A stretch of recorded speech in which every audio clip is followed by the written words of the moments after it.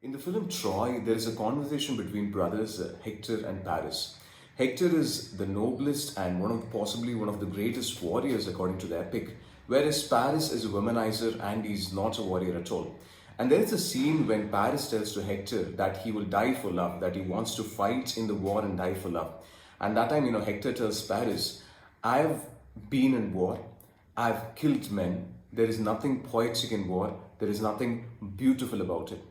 And that is when you appreciate that the vision or the perspective towards war is totally different for a person who has really combated in war and the person who doesn't participate in war and who just stays outside and then cheers. Because in the era of Facebook warriors and WhatsApp warriors where people call for war but never really participates, I think this book is very much essential. Hi, this is Gautam, and in this episode of Dystopian Classics, we're going to look at one of the best anti-war novels, Slaughterhouse 5 by Kurt Vonnegut. The book is about an American prisoner of war who's captured by the Germans during World War II. So he's captured, he stays there with the Germans as a prisoner in a slaughterhouse, of course, that is where you get the title, and he stays in Dresden. Dresden is a city in Germany which experienced one of the biggest firebombing seen in World War II. Well, the records state that it is equivalent to as the amount of destruction which was caused in Hiroshima and Nagasaki when the atomic weapons were dropped. Once the war is over, of course, which the Americans win along with the British and the French, he returns back to the United States, he takes up a course, learns optometry, then marries a woman and he gets a very rich dowry, he settles in life. But the story doesn't end there. What I told you as a single line or a single passage is actually told in the novel not linearly but forwards and backwards. And the novel is essentially mostly about what happens to our protagonist, Billy Pilgrim, who returns to the United States of America, then the trauma which he faces, and he's unable to reveal it to anyone. Usually stories are told forwards and backwards just to make it more interesting. But in this case, it is not. At the start of the story itself, you know that this protagonist has some sort of issue. He tries to act normal, he behaves normal, but the trauma and the scars which are left by his experiences in the war kind of begin to affect his day-to-day life.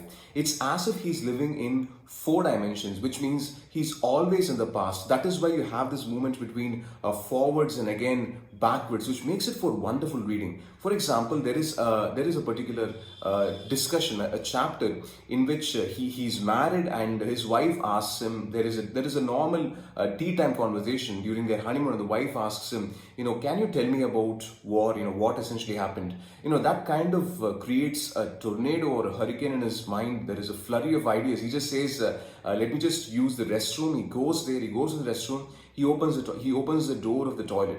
Now, when he opens the door of the toilet, we see an immediate transition where he's taken back to Germany in Dresden, in Luxembourg, where he's essentially getting captured before being transported to Germany. And he talks about you see the passage moving to the restroom experiences or the bad experiences he had in Germany. And when he walks out of the restroom, again the story cuts back and he comes to the present day and he's again with his wife.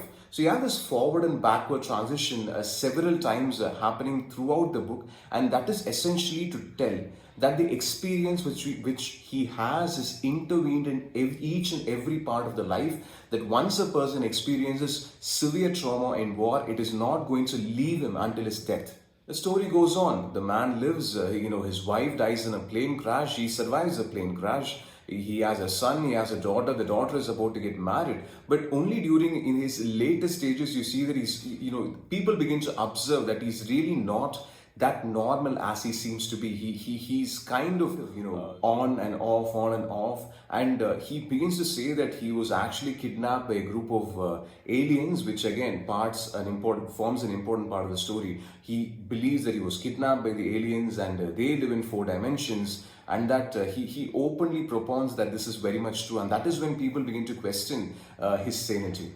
The novel is an essential reminder that war is to be avoided at all costs, because it's not about people who die during the war, but it is also about people who survive the war and they die several times during the course of their lives. If you know any Facebook or WhatsApp or Instagram warriors, please suggest this book to them. I think they will understand war better.